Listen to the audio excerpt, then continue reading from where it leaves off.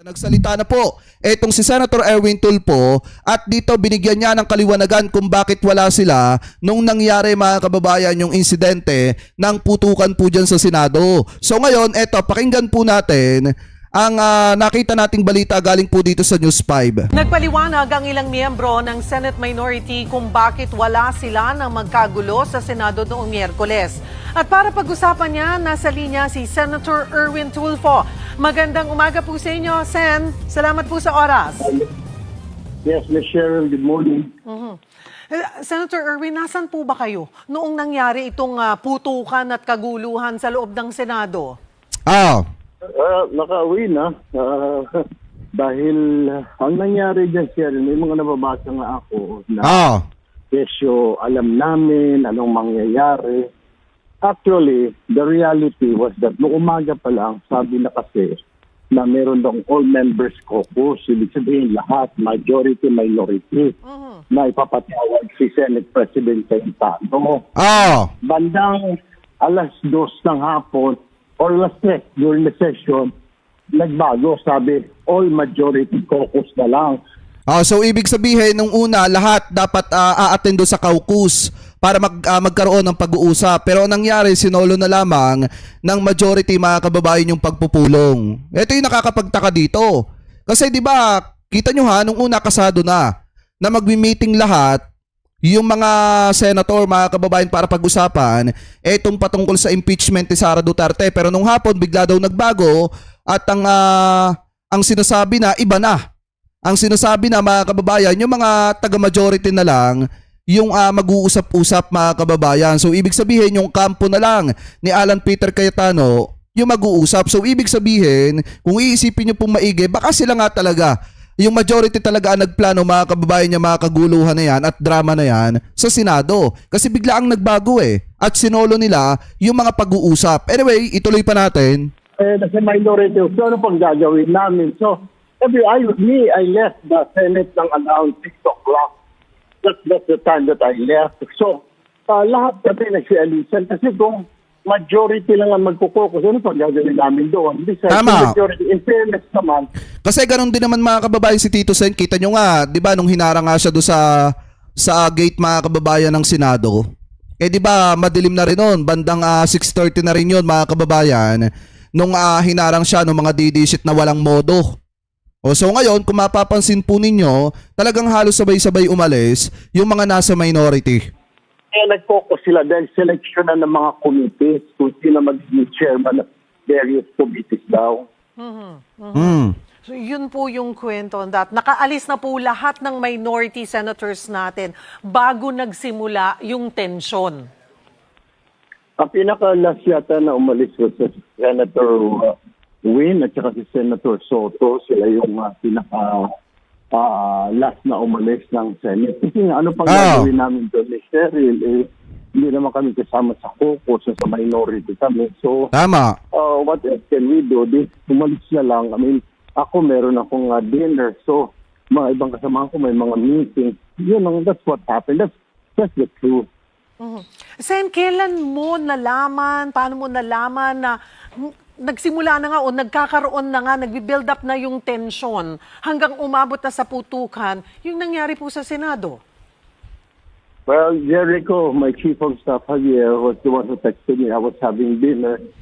Sir, nagkakaputukan po sa Senate. So I called him up, said what happened. Then he was explaining na may nagpaputok daw, inatake, nilusob ang Senate. That was the story. Yung kagad ang unang pumutok, nilusob. Naman pala, wala naman palang nanlusob mga kababayan. At yun pala lahat ay gawa-gawa lang ni Aplaska. Di po ba? Ibig sabihin talaga, planado talaga nila to para maitakas o mapalayas etong si Senator Bato. Maipuslit ika nga. Tapos nakita pa na hanggang ngayon nga, wala pang paliwanag si Senator Robin Padilla kung ano na nga ba ang nangyari sa kanilang ginawang pagtakas kay Bato. Senator Cayetano was talking about it na allegedly under attack ng Senate. May mga kapwa po kayo, Senador, na nakakatanggap ng mensahe daw na umalis na sa premises dahil magkakaroon ng tensyon. Wala ho ba sa mga minority senators na nakatanggap ng ganoong text din? No. Nalaman na namin we're already out eh. I mean, Tama. na may kaguluhan. Tapos yung nag-live na nga sa mga online news, sa mga TV, sa mga radio. Doon na lang namin nalaman. Pero we're already out of the Senate. Ano po yung inyong naging reaksyon na hindi lang simpleng tensyon ang nangyari, umabot sa ganitong klase ng gulo o yung putukan na nga dito po sa Senado, Senator Erwin? Oy, pero mga kababayan, after ng putukan, huwag niyong kakalimutan yung sinabi ni Senator Jinggoy na itago daw yung mga CCTV footage. 'Di ba? Kasi mga kababayan, natandaan po natin magkaiba yung ingatan at itago. Kasi ngayon yung statement ata ni Senator Jinggoy Estrada, parang sinasabi niya na yung meaning daw ng gusto niyang iparating mga kababayan ay ingatan daw po yung mga CCTV footage kasi yun daw po yung mga gamit nilang ebidensya na talagang may nangyaring paglusob sa Senado. Well, actually, ang masasabi ko lang dyan, Cheryl, dapat maimbestigahan talaga yan. Tama. Who started what? So who started really this putukan? Is it from the Senate or is it the NBI? Kasi we are hearing two different versions.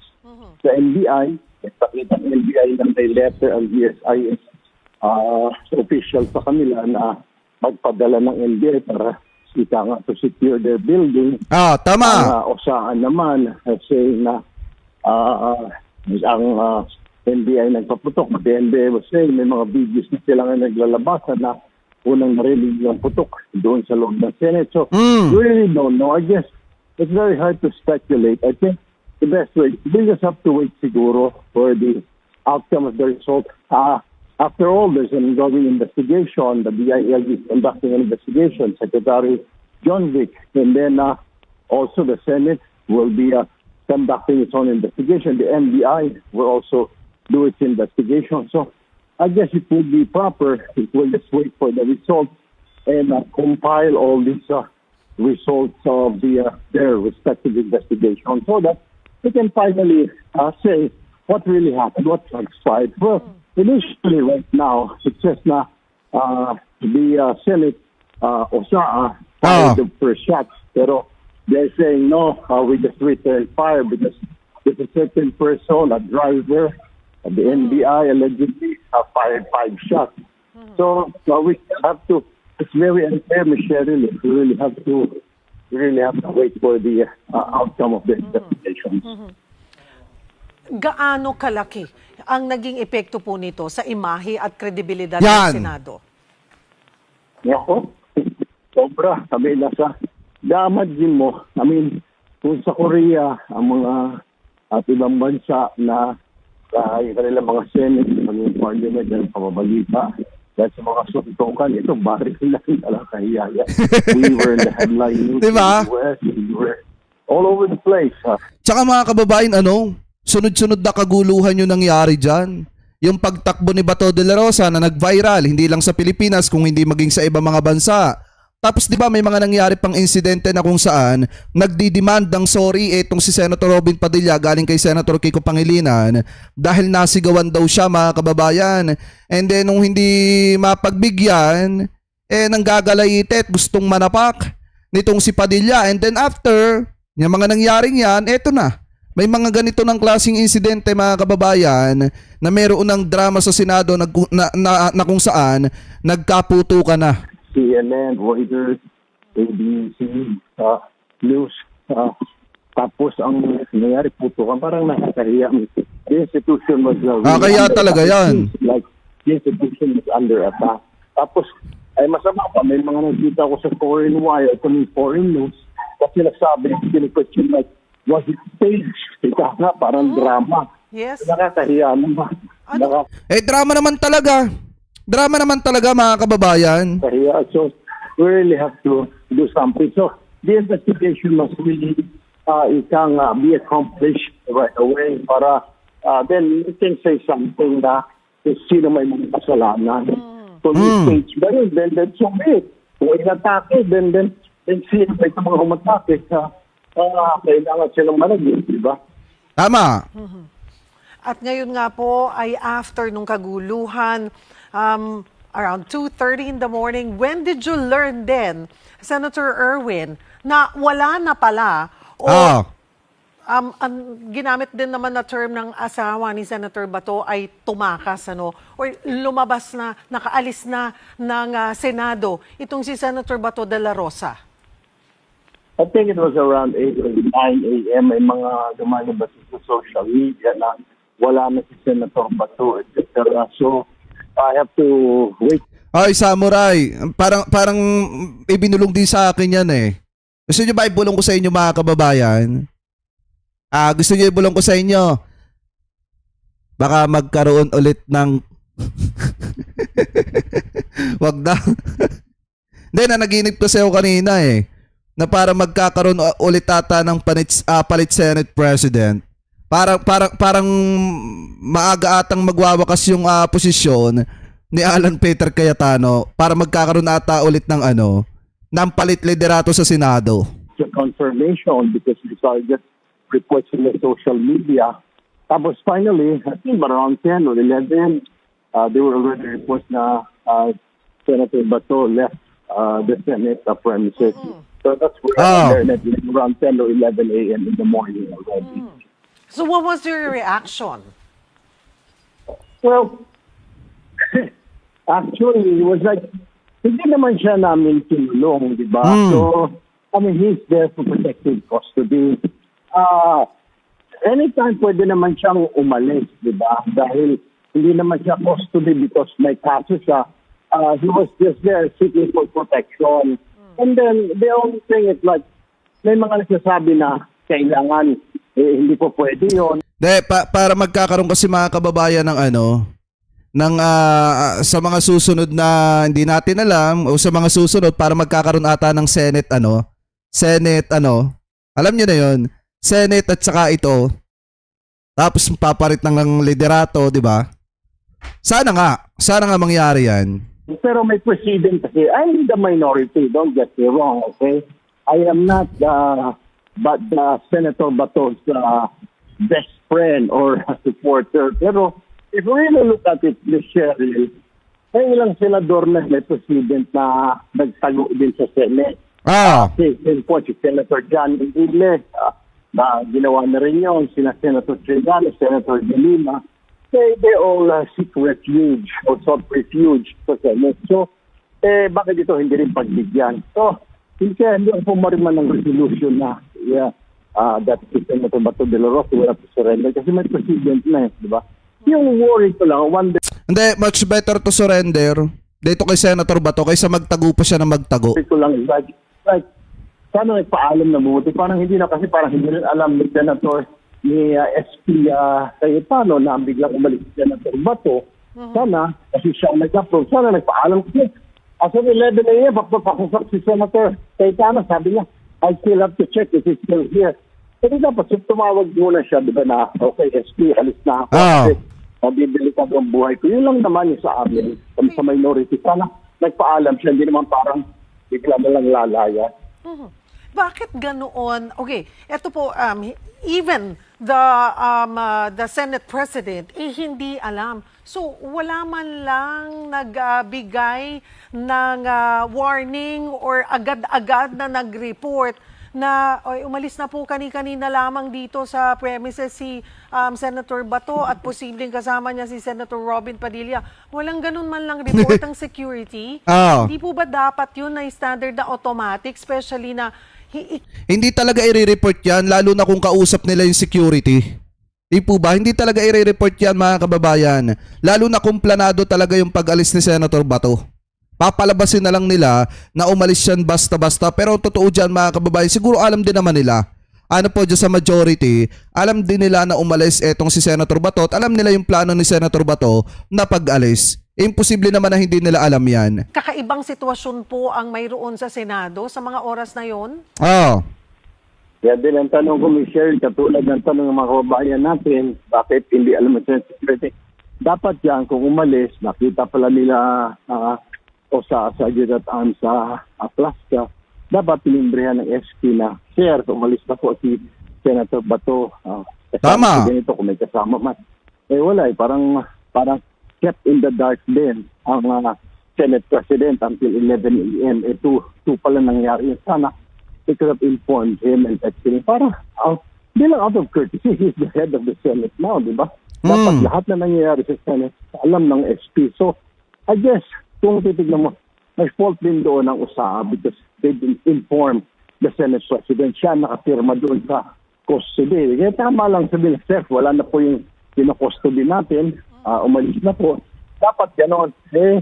Hindi nga alam ni Senator Cayetano. Like around 10 or 11 a.m. din. Wala man lang coordination. Sen, puntahan ko na po. Kayo na ang minority bloc ngayon. Ano po ang inyong reaksyon sa pahayag ni Senate President Alan Peter Cayetano na may usap-usapan na naman na another kudeta sa Senado?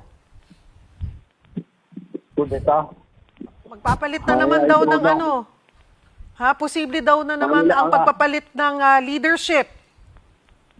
Ang inaantay lang namin magkapatid, kami tumawag sa amin kasi last time walang tumawag. Baka pag walang tumawag, yung masasabi namin ni Sen. Rafi, walang kudeta.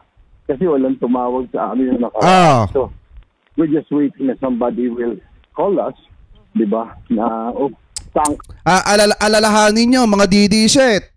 Napakalabdaw pa ng kapit ni Senator Alan Peter Cayetano sa pagiging Senate President.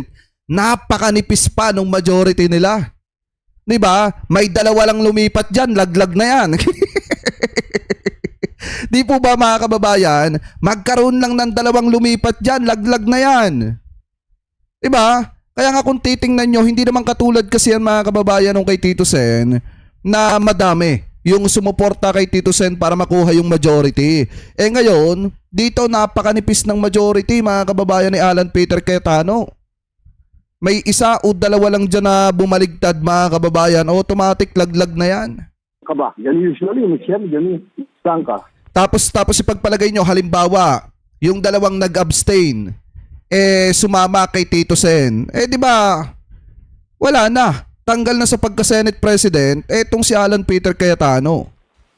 Dito ka, At pag nangyari yan, o di magrereklamo na naman si Marcoleta kasi mawawala na naman siya sa Senate Blue Ribbon Committee. So, but since there's none up to this very moment, then I cannot speak like, cannot say na there will be a kudeta. Pero, nabibigdaw ni siya very manipis. So manipis. 13-9 to abstain. So, ibig sabihin nun, pag nag-abstain daw, sabi parang no na rin, parang ang vote. So, parang 13-11. So, sobrang nipis. Kaya, maaring mag-shift. Sen, pag tumawag nga sa inyo, saan ka ba? Sabihin ko, kausap ko si Sheryl Cosin. Sabi ko, paano ko masasagot? Sabi ko, i-interview ako na TV5. Paano ko sasagutin sila? Ang sinasabi po, narinig namin na na-interview si Tito Sen, Senator Tito, na believe daw siya sa inyong dalawang magkapatid. Matibay daw ang paninindigan ninyo. Well, actually, I'd like to take this opportunity, Michelle. I'm sure there's a lot of the church group, the civil society. We get a lot of support. Though we get a lot of bashing, crashing. Hindi, ako sinusuportahan ko talaga tong paninindigan ng mga Tulfo mga kababayan. Talagang hindi sila naakit Hindi sila naakit ng kampo ni Alan Peter Cayetano na lumipat sa majority nila. Kaya nga kung titingnan nyo, ano ba yung pagkakasabi dito ni Senator Erwin? Kung titingnan nyo, manipis talaga Manipis. Manipis talaga yung majority ni Alan Peter Cayetano. Pag yan mga kababayan, may kumalas na dalawa, matik yan, laglag yan. Etc. on our social media pages. But there's a lot. Mas marami yung nagsasabi na we salute you, mga pare, tama. mga obispo, CBCP, the civil society, mga professionals, mga teachers. So to all those who said that we did the right thing, maraming salamat po. We will continue to do that. We will continue to work with the people. We will not be working for a certain group or certain individual. Because the people voted as really tao yung bumoto sa amin, hindi isang political party, hindi isang tao. So, may responsibilidad kami sa mamayan. And looking at the situation right now, Alam din kasi ng mga Tulfo, mga kababayan, na mas marami. Ang mga kababayang Pilipino po natin na gusto na maging Senate President ay si Tito Sen. Kasi nakita ng taong bayan eh. Nakita ng taong bayan, mga kababayan, na eto pong si Tito Sen ay maayos magpatakbo ng Senado. Napapanatili yung pagiging independyente ng Senado. At higit sa lahat, mga kababayan, kahit papaano, kokonti lang yung bumabati ko sa Senado pag si Tito Sen. At saka may kahit papaano may respeto ang taong bayan sa Senado. Pero ngayon wala, pinagtatawanan na ang Senado buhat nung naging Senate President, etong si Alan Peter Cayetano. Alam niyo yung pinakakawawa dito? Yung pinakakawawa dito si Loren Legarda kasi nagamit siya ng kampo ni Alan Peter Cayetano para maging Senate President etong si Cayetano. Kasi nga naman, di ba, may mga lumalabas na balita na Senate President na daw pero naging bato pa. Kasi nga akala ni Loren Legarda siya yung gagawing Senate President. Makikita mo naman kung saan yung tao. The tao are very hungry for truth. Tama. Ito lang tayo, di ba? And we stood our ground na, okay, we will stay here. Kasi yun. Pero, Okay.